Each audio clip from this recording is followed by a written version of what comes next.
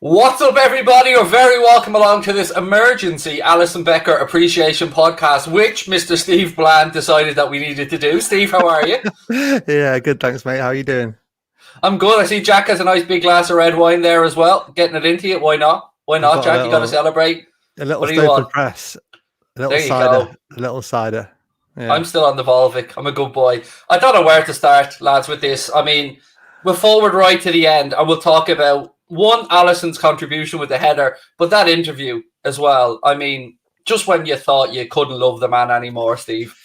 It was beautiful, wasn't it? And it just, it just made me think, this weekend with Leicester yesterday, and you saw, their owner on the pitch after the game and all the celebrations, and it's just nice every so often, isn't it, to be reminded what football means to the players and how important it is, and I mean, Alisson is you just couldn't love him anymore, could you? He is just a beautiful, beautiful man, and as well as being arguably the world's best goalkeeper, and he's had obviously a ridiculously tough time personally. Maybe that's contributed to a slightly iffy time on the pitch as well. But who gives a monkeys? He was absolutely. I mean, that goal is just first time in 129 years of Liverpool Football Club being in existence that the goalkeeper scored a goal. Yeah, while playing as a keeper. Yeah, it's nuts, isn't it? Which is just, it's crazy. It's crazy. Jack, you're on the red wine there. Is that to wash down Sam Allardyce's tears? Mate, I am absolutely swimming in his tears, me.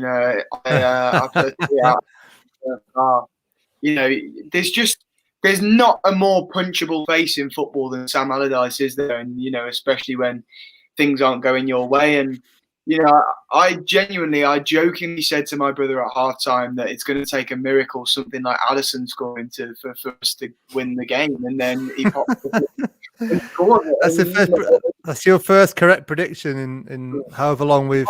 Yeah. Honestly, it's just madness, isn't it? And like you said there, Steve, we've learned over the last year that there's bigger things to life than football, and there's been a lot going on. Today we've learned that there isn't. Today we've all learned that there isn't. Alisson Becker, with everything he's been through over the last few weeks and months, he said it himself, being away from his mom after the circumstances that, he's lost his dad, and he's been shaky at times on the pitch since, but what a moment for him. And, I said to my dad before I came up to do this, you never forget a keeper that scores a goal. It's as simple as that. He'll go down in the record books and he'll stay there forever. And, he deserves it. And, I'll happily go to Anfield right now and build him a statue with my bare hands, because what a man is. You know what the funny part is, Steve? Sam's actually right about the first goal. Well, the first goal was an absolute shambles, wasn't it? If we're being honest, it was an absolute shambles. The defending was horrible. I meant our first goal. It should have been a drop ball. Our first goal. Sorry. Yeah, should have been a drop ball, but Fabinho took it as a free kick. Yeah. Funny thing was, their players didn't seem to be too bothered either. Everyone just sort of cracked on, didn't they? But yeah, no. We've had our fair share of bad fortune this year, haven't we? So I'll take a little bit, because it just kind of felt like it was another one of them games, didn't it? We've seen I don't know how many games like this season where we've had loads and loads of possession. Not very many what you would call proper chances. Trent second half and Mane in the first half, maybe. But it just felt like it wasn't going to come. Even though we should say, Thiago today was phenomenal.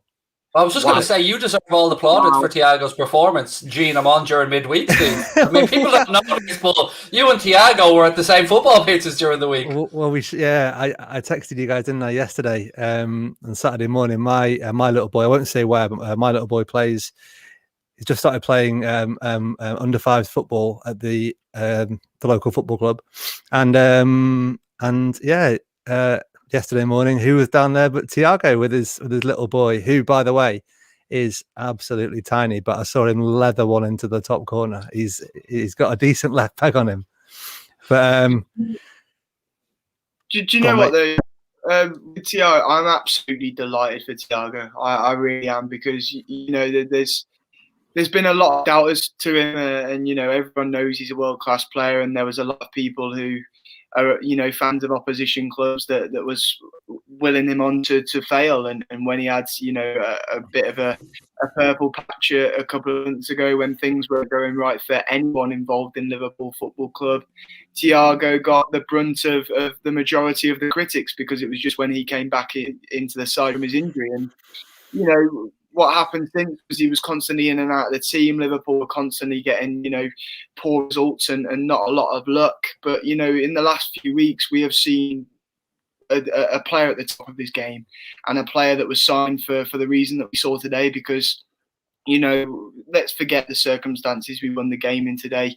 Thiago created chance after chance after chance after chance. He was absolutely outstanding, and you know that's the man we were signing. And you know, we spoke in the podcast earlier on this week where I made a bold claim and suggested that Thiago Alcantara will be player of the season next season, and I honestly believe that, because you know what, getting carried away with himself now, Steve. You get to half-time, Alisson go right. He's getting carried away with himself. Yeah, but I mean, you know what though, he was. You know what, he was top class. The game was easy for him today. It looked easy for him. You know, they didn't get close to him. He just completely bossed it. He had they didn't really seem to press him. They didn't really know what to do with him, because he's like a sort of. We don't really have very many people like him, do we, in this country, where, you know, our midfielders are either tend to be in a box, so they're like a box to box player, or they're a number 10, or they're a destroyer, like a number 6 or whatever they call them. He's kind of everything, isn't he? Like, he gets box to box, but he's, you know, like a number 10. He's like a deep line number 10. He's hard to pick up, and I think I know Shaqiri wasn't great when he came on, but I like having them two, Fabinho and Thiago, as a 2. Yeah, that seems to have everything for me. I said the other day, didn't I, about Thiago being the conductor in an orchestra? Fuck that. Yeah. He's the whole fucking orchestra, Thiago. That man has absolutely everything. And yeah, I am honestly I am dreaming now. You know, we've spoke this season, and if we can salvage top 4, you know, I don't by some miracle. I don't know how we've done that with some of the performances we've done this season and the injuries we've had. But if we can, next season is going to be some spectacle, because if we can work on, you know, our options from the bench. We spoke about Shaqiri, then he was dreadful when he came on today. But you think of it, Phil, the Fabinho, Thiago and Henderson, and, you know, with Van Dijk and Mbappe drifting out wide. Canate behind them, Alisson between the sticks, mate. You only see that in Bournemouth. Mbappe making the runs ahead of him. Oh, absolutely, yeah. Thiago treading balls through the game, top ins.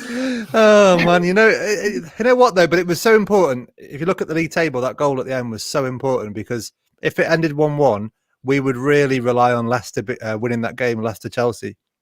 Whereas as it is, that game can go either way really, and it doesn't matter so much. Even the goal difference, lads, it's like 20 and 21. It's just so close every which way. So what result do we want on Tuesday? Well, you'd rather Leicester win than Chelsea win, wouldn't you? Because they're ahead, and it's easier to catch Chelsea. And if Leicester win, and we beat Burnley, then you wouldn't need a win in the last day. And if Chelsea finish 5th and have the decency to beat Manchester City and win the Champions League, then we're all happy. Everyone's happy, yeah.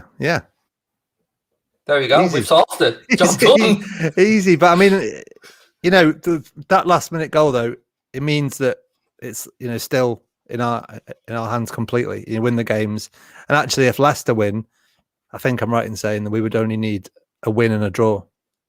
We've picked up another 74 injuries this week somehow. I mean, Jota's out, Kabak's out, Milner's out, Keita's out. Is there any players left? Alisson's got Alisson centre forward and see how we get on. Well, we know how we'll get on. He's slapping him in top bins, gone full on Nat Phillips. You're talking about a win there, gent, but I want a draw. Forget 4th. We can get 3rd. Why not? Well, potentially, but I mean, if that Leicester Chelsea game's a draw, then, you know, very possibly. You know what makes me nervous is there's going to be crowds inside Turf Moor on Wednesday. That genuinely makes me nervous. Yeah, You know but what I they mean? were awful at Leeds, weren't they? Yeah, that's the thing. You know, it's typical Sean Dyche for them to put in that performance against Leeds. Absolutely diabolical yesterday. And then to you know, play against us and produce a worldy performance. It's just typical Burnley. And you know, credit to West Brom today. I felt awful for them in the end. You know, they were I in a didn't. position. Fuck them. I was joking anyway, but you know, You don't have to be fair to West Brom here. You know, we're in a Not what safe we're place. Sam. We're in a safe place here. Yeah. You're quite right, Craig. Fuck them. And hopefully, you know, their springs are completely broken now. And no, I hope they rot in the Championship, and I hope Sam Allardyce, chippy tits, stays with them. Yeah. Yeah, does it just me? Does it hurt anybody else seeing Sammy Lee on the sidelines? It does. It hurts me seeing him there. I was thinking the same thing when I saw him. You know, it hurts me kind of him getting angry at Liverpool winning. It shouldn't be that way. I'm sure it hurts him as well because, like, deep down, like, he's great history with a club, like, and working with Tomo, and it's weird seeing that he went with Sam Allardyce. Anyway, we're getting off topic here. What do we do going into Wednesday? Who's going to be fresh? Who do we have left? We can't change the centre backs. We know that much. I think you've got to. I mean, you just got to go full power, haven't you? You just got to say to them in training in Monday, Tuesday. You just got to say, look, you just got to suck it up and crack on. You like, you know, 2 games to salvage the absolute bare minimum, you know, of what the season should bring. The absolute barest minimum. You know, 2 games to salvage that, and then they can have a complete reset, can't they? Total reset. You know, it changes the whole picture this summer. I'd send Thiago off on holidays now, gents. If he can rehab remotely, so if he can do so, I'd say get away with the family now, mate, or take your break now ahead of the Euros, because we're not going to have him, obviously, for the last... It sounds weird saying for the rest of the season when it's only a week, but it's technically true. I'm going into this game on Wednesday, and we just can't afford to start slow, Jack. We have to be at it from the first minute. And, you know, I think we started slowish against United, but we certainly started slow today. Yeah, you know, it was typical, wasn't it? I think the vulnerabilities defensively that we saw on Thursday night were very obvious from the get-go today as well. You know, Reece Williams made a mistake for the goal, and it was a sluggish start. And you know, you can't really afford to have a start like that against a side that likes to park not 1 but 2 buses in front of the goal. And you know, that was what we struggled with today. And you know, as I mentioned before, what we were lucky to have today was Thiago, who pulled so many strings, and West Brom just couldn't deal with him. And you know, we created chance after chance after chance. And I had tweets prepared at the end that was, you know, about our performance and about how it summed up our season, where we missed chance after chance, and you know, deserved more but dropped points yet again against a side that we shouldn't be dropping points against. And then, you know, Lord Becker pops up at the end and does that. And you know, you talk about the team on Wednesday night. Let Alisson lead the line, because that was an absolute bullet header. And, you know, it was a striker's position. You know, we talk about options up front and stuff like that. I believe now Alisson has as many Premier League goals this season as Divock Origi, Alexander-Arnold and Xherdan Shaqiri combined. So there you go. Do you know what, gents? I'm absolutely loving this emotional Mohamed Salah punching the ground when he misses chances. I'm loving it. Sign me up for more of that, please. Mate, I'm absolutely the same. After the United, that 4th goal at United, you haven't seen that sort of emotion, have you, since maybe even United in the previous year at home? It was... I've just been looking at the league table. Actually, someone said about, you know, what if we draw at Burnley? And it is so interesting because it, you know, massively depends on Leicester, Chelsea. If we draw, we're on 64 points. Chelsea are already on 64. So if they win 67 and Leicester 66, obviously then comes down to the last day. But then if we win, we go into the top 4 knowing it's, you know, a win will do it. We into the last game knowing a win will do it. It's really, really, really tight, isn't it? And Leicester are in the box seat massively, aren't they? Really? Yeah, but like if you look at their fixtures, and I hope people will agree with me. You know, it's a tough game against Chelsea. That's a coin toss. But the last game at home to a Golden Boot chasing Harry Kane and a Spurs team that still have something to play for with regards to a European place themselves, we couldn't ask for better final 2 results for our opponent. Yeah. And Chelsea are away at Villa. You know, that's not an easy game either. very, very, very tough game. Villa with fans inside Villa Park. Yeah, I mean, as we know, it's not an easy place to go. I've no memories of that, Steve. I don't remember what you're talking about. What a weird season this is. Jack, we're 3 pieces of a 5-piece jigsaw down. We've got 3 wins in a row. Can we do it? Will we do it? How will we do it? Well, we showed today, didn't we, that we do it the Liverpool way, and that is the fucking hard way, gent. We never do it easy.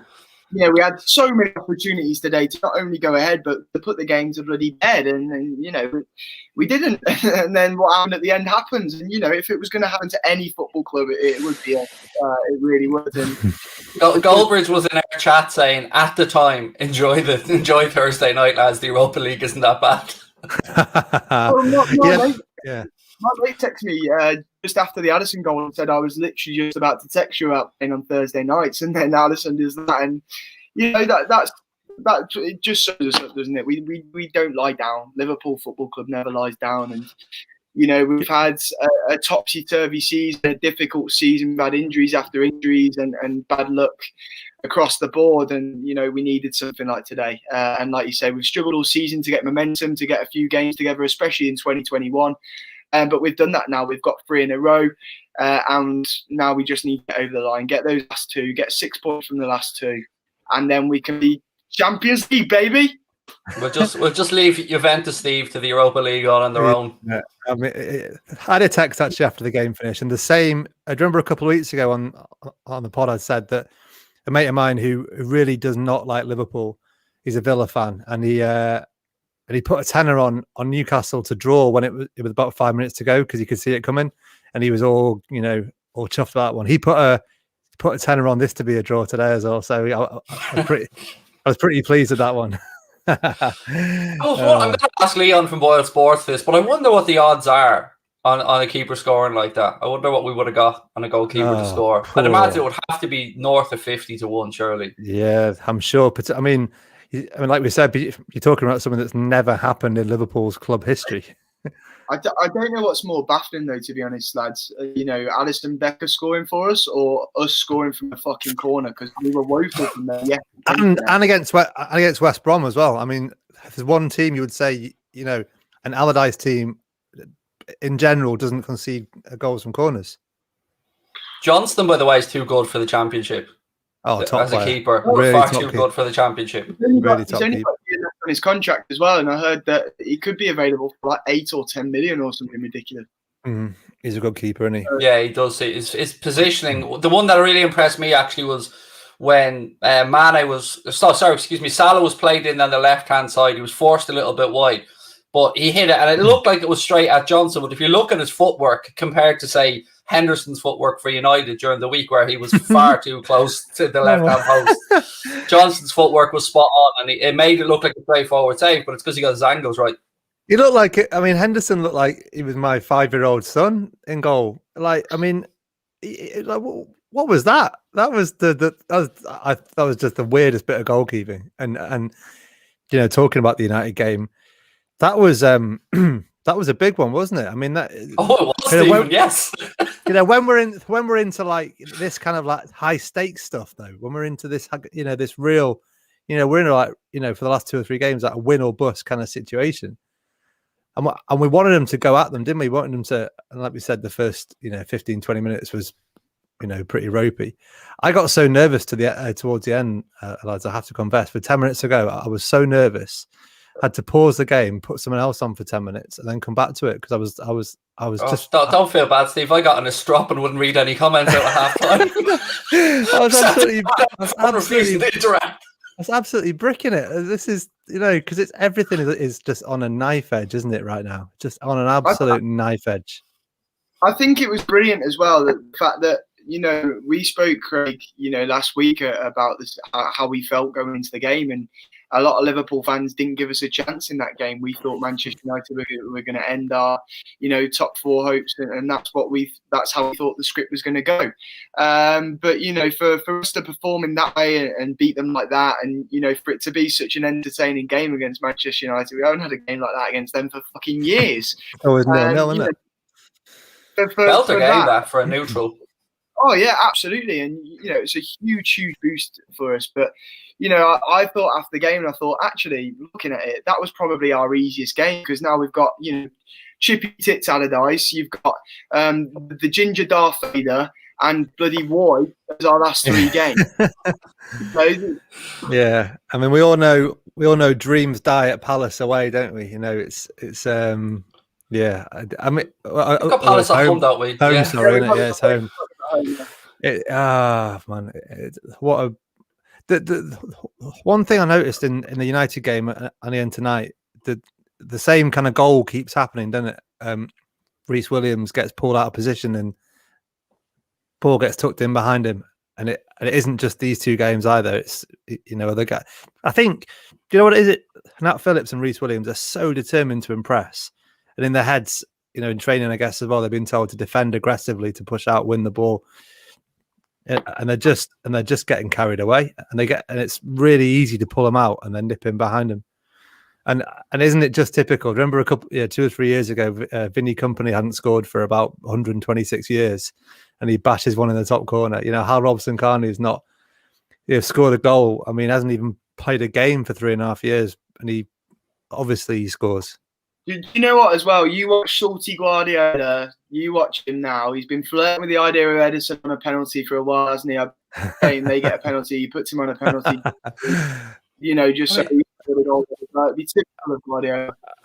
I've looked back at the goal so many times, as I'm sure everybody has, but what impresses me most about Alisson's header was, 1, the technique was amazing, but 2, he had Nat Phillips thrown himself in front of him. Yeah. That looked like he could have easily caught his eye line and cut him off, but I actually said in my commentary, I thought Salah scored, because I just seen the ball go into the net, looked around and Salah was celebrating, and it didn't even enter my head that Alisson might have scored. Because what, Steve, when you throw a keeper up, it's just to cause chaos. It's just to occupy a defender. And you hope that something falls on the ground and somebody sticks a toe on it.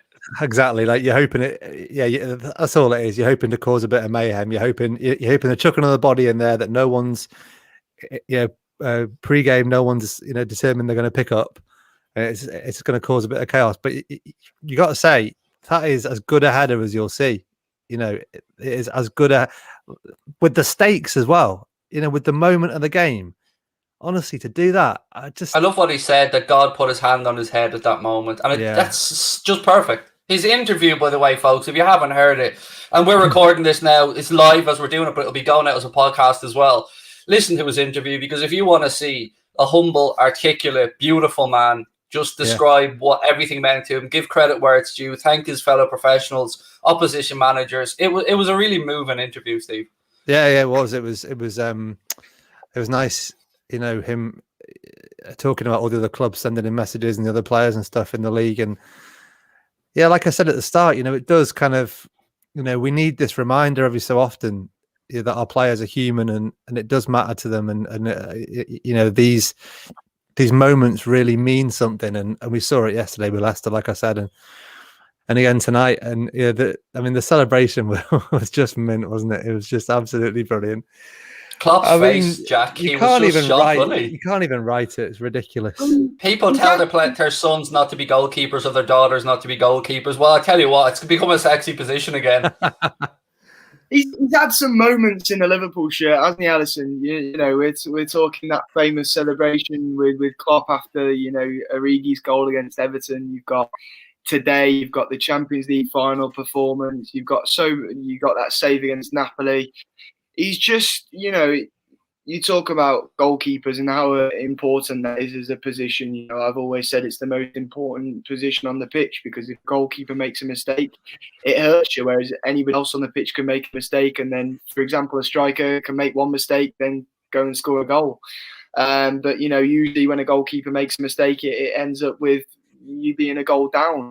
And for me, Alisson Becker has just been an absolute legend, and he'll go down in Anfield folklore for that goal. And especially if that ends up being a goal that helps carry us towards the see what I did there, that helps carry us towards the season. You know what, I haven't known you very long, Jack, but I haven't seen you this giddy before. I like it. I like this new I like this. Maybe it's the wine talking, but that's the wine. Yeah, I think that's Valero del Diablo to thank for that. Mate, I'm enjoying it. Oh, geez, you're drinking piss. My God. Did you see Graham Souness in the interview saying, if you were talking about a Liverpool goalkeeper scoring, how is it not Grobler? Yeah. Oh man, Bruce Grobbelaar. I mean, you won't have any memories of Bruce Grobbelaar, but I mean, he's mental, wasn't he? Like, I remember, like, my first ever published bit of writing was writing into Match magazine at the age of 9.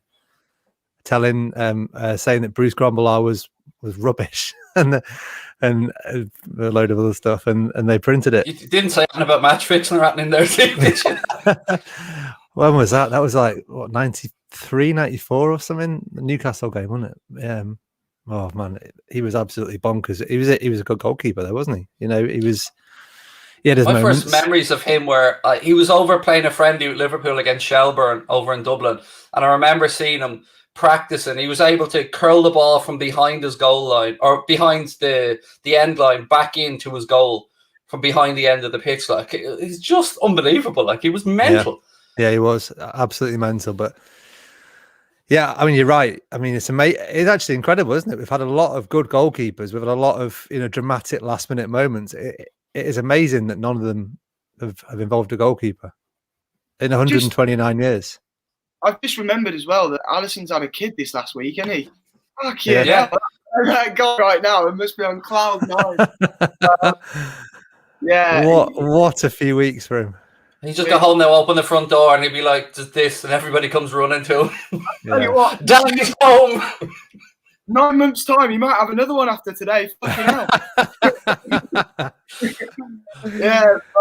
Yeah, just, honestly, it's a special day, and nobody deserves it more than Alisson Becker, as we said, after what's happened with him this season. And as I say, with his status at this football club and everything he's done for us, and he's once again been of huge importance to us, and this is something that we'll talk about for years.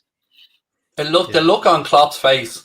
Did you hear his post-match interview, Steve, where he spoke about it happening with him, one of his clubs as well? He said, so it happened for Klopp. The keeper went up at the end. They were chasing an equaliser. They scored. The keeper scored. They got the point. They went into the dressing room afterwards, and then all of a sudden the match official comes in and says, your team sheet was wrong, and they got the points. Yeah. I could listen to Jurgen Klopp talk all day. I loved actually what he said about Mane after the United game. About if your player shows you respect, your player shows you respect 5 million times and then disrespect once. Do you concentrate on the 5 million times or the once?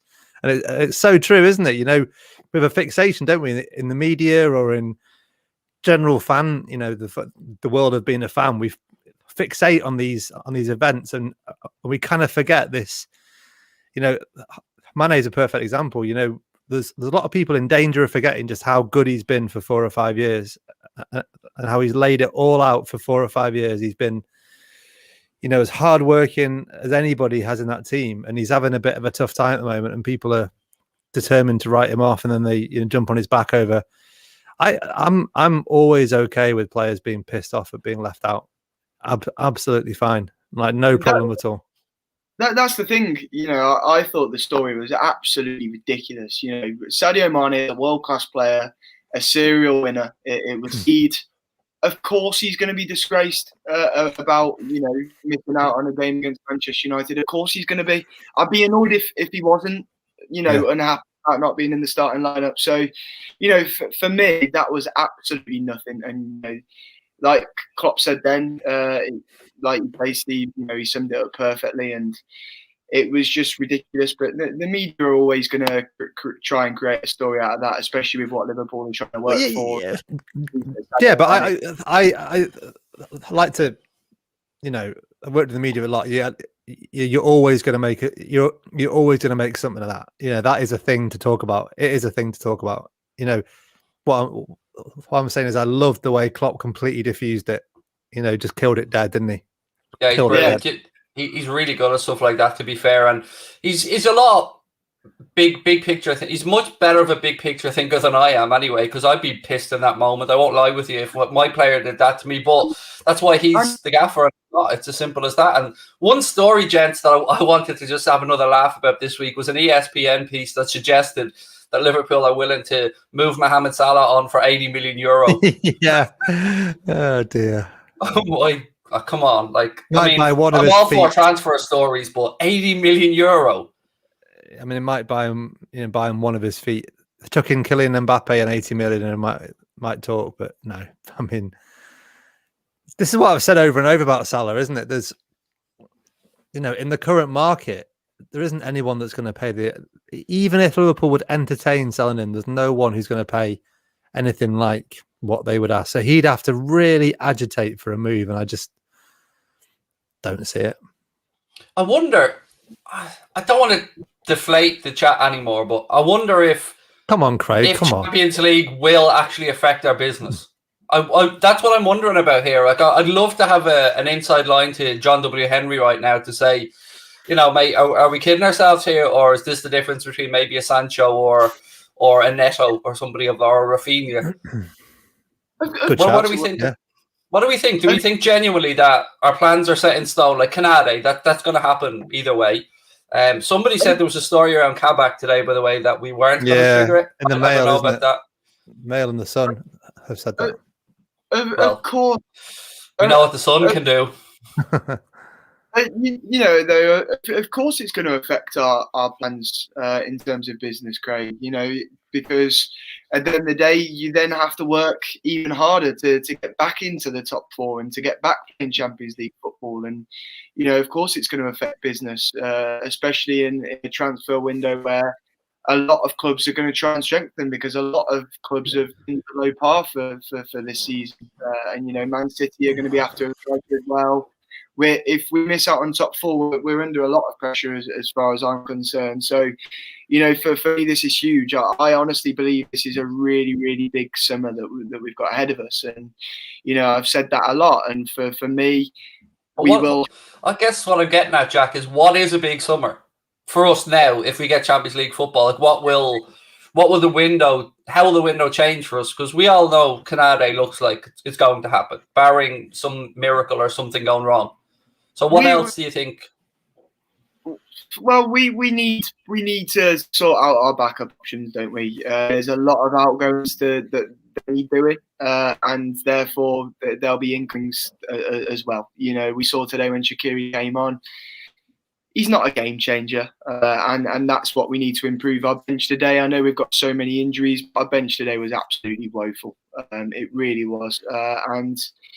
We've got to upgrade on players like Origi and Shaqiri and, the Harry Wilsons and Grujic that we see, on loan time and time again. Now's the time to cash in. For me, we've got to upgrade on them. We've got to get Konate in. It would be an excellent signing, in my opinion. A midfield option as well with Gini departing. I've seen lots of good potential replacements being touted there. Hassan Mawar is one of them that apparently is available on a quick price deal. But if you're talking about a Thiago, Henderson and Fabinho midfield, and then you've got the backup of Keita, Curtis Jones, Oxlade-Chamberlain, Milner. Is it really an essential position to be straight? If you're looking at bringing in, 3 or 4 people, I'd sooner bring in a proper number 9 and a couple of centre halves than I would a midfielder. I think we will do that, and that's why I say, I think a lot. And there's a lot of criticism on Twitter for it, but I've seen a quote say a lot of the business this summer will depend on outgoings, and I agree with that. And I think there's a lot of players at the club. So then we're back to the point of the Champions League not making a difference. That's what I was getting at the very start. Like, do you think our budget will increase, or do you think that our targets are set in stone now? It does have to increase, doesn't it, a little bit? It does make a difference as well, because the caliber of players that we go after will be dependent on the Champions League. And if you see players like Origi and Oxlade-Chamberlain and Shaqiri all offered a chance elsewhere, and Liverpool are happy with the money. If we've got Champions League football, then we can go to a player like Jadon Sancho and persuade him to come in and have him as an extra attacking option as well. And we can afford to do that if we're playing Champions League football. But yeah, for me, we've got a lot of players to offload as well as bringing in this summer, and that's the thing for me, because what has been an issue this year, we've not been able to change games when things haven't been going right for us. And though that is a lot down to us having a lot of players absent due to injuries and other things, COVID and all the crazy things that have affected us this season, I also believe that we've got to be clever about next season too, because for the next couple of years you've got the Qatar World Cup, which is going to be in the middle of the season. Next year we've got the AFCON in the middle of the season as well. We're going to need to sort our squad out, because there are a few teams in the league with a lot better squad than Liverpool Football Club, and for me it's about upgrading on options like Origi, Shaqiri, Oxlade-Chamberlain, who have 1 goal between them this season, by the way, the same amount as our goalkeeper. Say that again, it sounds so beautiful. Same amount as our goalkeeper. What a man. What a man. Steve, I mean, it's easy for us as fans, buddy, to sit here and say, and I agree with everything Jack said there about Shaqiri and Origi, but there are also players that are under contract and earning a pretty damn good wage at Liverpool because of the incentive-based contracts that we have, and because they've been part of a winning squad over the last few years. So it's going to be difficult unless you pay them off, to get them out. I don't know why we're so desperate to get rid of. I mean, we had some, Ben Woodburn's back on the bench today, and the last couple of games. I'd sooner have Harry Wilson back. I think people like Harry Wilson, well, the two particularly that I really don't think have had a proper shot, and obviously, the coaching staff know better than me. They see him in training and they know what they're doing. But Harry Wilson and Marco Grujic. Totally agree about Grujic. Grujic would have played a lot this season if he'd have been at the club still. When Fabinho was out, when Fabinho and Henderson were playing centre back, he'd have played that number 6. I think he's a good player. I mean, he's playing most games for Porto, who got pretty far in the Champions League. I'd like to. I mean, I don't know. I mean, what is he, like 23, 24 now? Klopp's first signing as well. Yeah, I'd really like him to get a go. I don't know why we're so desperate to get rid of these. We're so desperate. I mean, Origi, I get. Shaqiri, I get. But some of these other boys, Harry Wilson and Marco Grujic particularly, they seem like they're good enough to have around for me. They seem like they're good enough to be in and around the squad as we get 9 substitutes now. It feels like we've tried to get buyers over the last couple of years, haven't we? And no one's really gone for the price. Obviously, Minamino's coming back as well. Harvey Elliott is a big one we've talked about before. I think he's wait to see him. He's going to be. He's going to be. I can see. 15 Premier League games perhaps next year. I think he's the real deal. I personally don't think Harry Wilson or Grujic are good enough to be around. How do we know as fans? I mean, Harry Wilson's barely had a sniff. That is a good point. But I suppose an argument is look at how Kent has improved since he's gone up to Rangers up in Scotland. He's really blossomed. And the beauty of football these days is there is that thing where you can cash in and do a similar thing we've done with Brewster and put a buyback on Harry Wilson. I think it's worth doing that on him and Grujic. And from what I saw at the start of the season where Grujic got a couple of cup games, I thought he was good, and he's a very good player. But I just think we need to improve on players like that, because in modern football there is so many games. Rotating is so key. You see from City and Chelsea, how important the whole squad is now. And for me, Grujic and Wilson aren't quite strong enough for where we want to be. And for me, that's where we're falling behind from teams like Man City at the moment, because our first 11 is, in my opinion, the best, or certainly one of the best in world football. However, our squad options just aren't good enough, and we're going to need to improve on a lot of them. And of course, we're not going to be able to do that just this summer. It's going to take a few windows to do that. But with our recruitment, with Michael Edwards, we're well capable of doing that. And for me, that is the next step for this football club. We've got a very, very good starting 11 and maybe 3 or 4 subs when everyone is fit, but we need more than that, because you see from Chelsea and City that how important that is. You look at like Mason Mount is a really good example of Mason Mount and Harry. No, of course he is now, but he's played in the Premier League for 2 years, and we're only just seeing it. Last year he wasn't there. People were saying he shouldn't be in the Chelsea team, let alone the England team, and he was at the same level as Harry Wilson playing at Derby. Both of them were. But I'm not saying Harry Wilson's going to be like as good as Mason Mount, but I don't like the kind of the desperation to get these players out of the club when we haven't seen them have a chance. I've seen enough of Harry Wilson to know he's not good enough for Liverpool Football Club. For me, he was great at Derby, though, wasn't he? Alongside Mason Mount in that team, they were fantastic together. He was, but for me with Harry Wilson, what you see is what you get. He's a speciality player. He's a highlight reel player.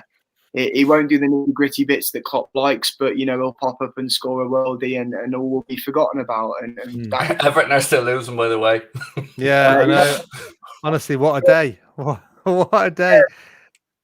For me, with Harry Wilson, I think he's a top level Championship player, bottom half Premier League player at best. And for me, when we say about players like Shaqiri and Origi and them not being good enough, but then we'd happily accept Harry Wilson back, for me, that's not right. But then you look at guys like Connor Cody. Connor Cody would have been in the same bracket, wouldn't he? I do get what you're trying to say, Stephen, and there is an element of what could be with Harry Wilson. I completely get that, but for me, what could be isn't enough for clubs that want to be elite and want to be constantly winning Premier League after Premier League after Premier League. You've got to make cutthroat decisions, and you've got to sell with a good buyback and take that risk and cash in for now. I think Wilson is the one that will divide us all the most. I think he is one that some people see something in him, some people see another, and then some people are unsure. It is a very difficult decision. There's no doubt about that, because he's a wand of a foot. He's got a great highlights reel, but as Steve said, I suppose you don't really know till it's sink or swim, and they're thrown in and they're given an opportunity. And we're here, and we'll laud the likes of Muzialowski, who's coming through now at underage level, and Pitaluga, and we'll look at all these players and we'll hype them up and we'll do everything we can. And then if they come in and he doesn't score a hat trick in his first game, and Mason Mount, I mean, would Mason Mount have got that season at Chelsea if they hadn't have had the transfer ban? Would he have got shipped out to a lower Premier League club and have to come back if they'd have had the opportunity to go and buy 2 or 3 in that position? Because he played because Lampard liked him from Derby, but he played because they had no one else. They had a transfer ban, didn't they? So I think like there's just to show right place, right time, Steve, isn't it? Like football careers can be so hit or miss. They can. I just like I said, there was others out on loan. Shea Ojo, he's gone. But Harry Wilson and Grujic, just for me, I would just like to see them. They appear every pre-season, don't they? And then they go off somewhere else.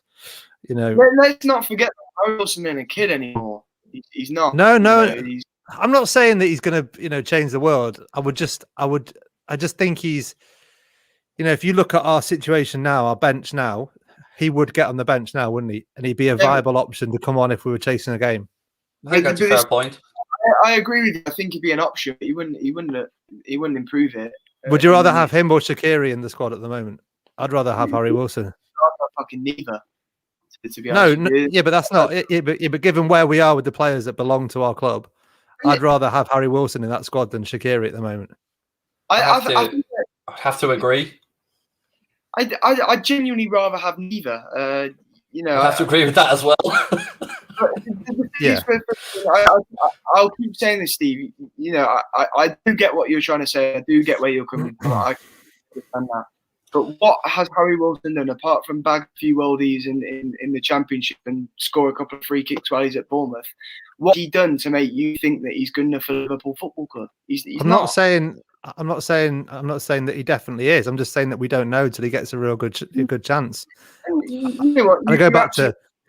I don't think we're in a position where we can openly say that we're able to give players chance. We're fighting for our life to get top 4 this season, and I don't think now is the time for us to just be giving players a chance. And I think we've given Harry Wilson chances when he's been on his loans, and don't forget he stayed at the start of the season and he had games in cup competitions for Liverpool, and Klopp still decided that it was.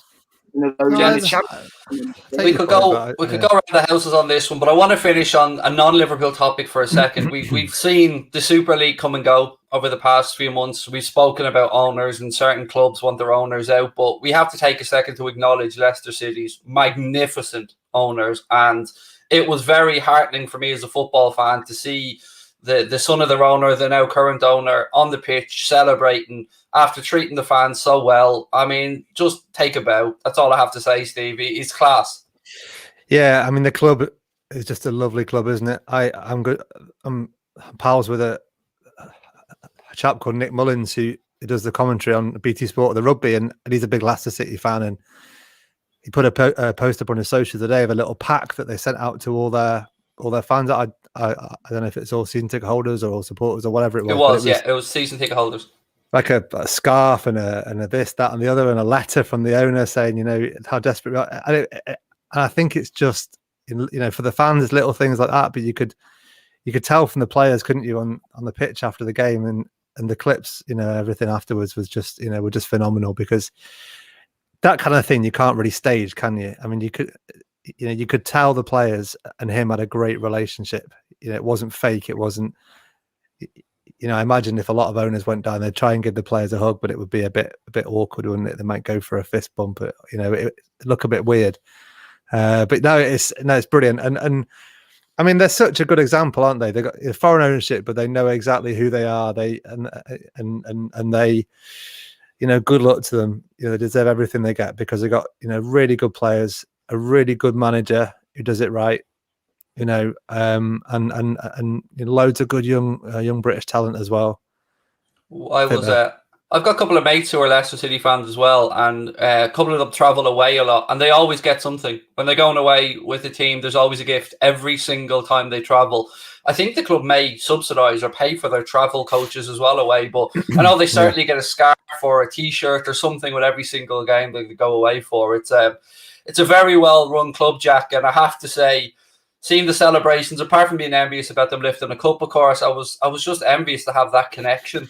That connection that goes right through the football club. It is what sports should be about in an idealistic world.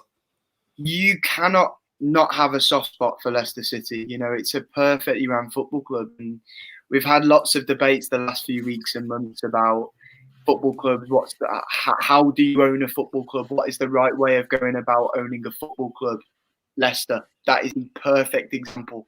You can't ask for more than what they've got, and it's been a mix of luck with fantastic recruitment and just human beings as their owners. And there was a quote that Kave Sodokol did on Sky during the whole Super League where he said about an owner of a top 6 side going to watch his side and not even knowing what colour they were playing in, and then to see the Leicester owner, Kasper Schmeichel, the captain, go and get him at the full-time whistle and make sure he's involved in the celebrations. It's just a fantastic club, and I was over the moon. And not only Leicester Football Club and everyone associated with them, but Brendan Rodgers as well yesterday, because he came so close with us, and things didn't work out quite right for him. But I've always had a soft spot for Brendan since that, because he did brilliant things with us, and he nearly won us our first time. He came so close, and he is such a good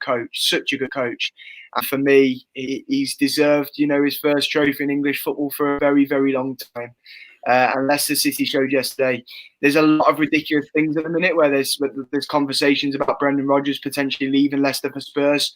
why would you? Why would you? For me, Leicester City are a bigger football club than Tottenham, and you know, for me, they're only getting better too, and they're certainly breaking into the top six. And it's a beautiful sight because, as I say, you can't not have a soft spot for Leicester City. Some more beautiful acts this week, Steve. I don't know if you've seen Ajax melting down the Eredivisie trophy and made 45,000 stars that they gave out to their season ticket holders, I believe, as well. It's class, mate. I mean, it is. We can learn a lot. It's lovely. It's lovely. I don't know. I mean, is it as good as us winning with our goalkeeper scoring and Everton getting beaten by the team? Well, there's levels to this game, Steve. There are levels to it at the end of the day. But... You know, I'm just... What a day. What a day. No, I mean, let's just, circle back to Alisson, shall we, before we go, Absolutely. I mean, his dad looking down on him, his good lady wife after giving birth to the latest child as well, and him being able to go back and grieve with his family in Brazil, it couldn't have happened to a nicer fella. And it was what it meant to the squad as well, the celebrations. It wasn't just because it was a last-minute goal. It was for him, Steve. You could see it.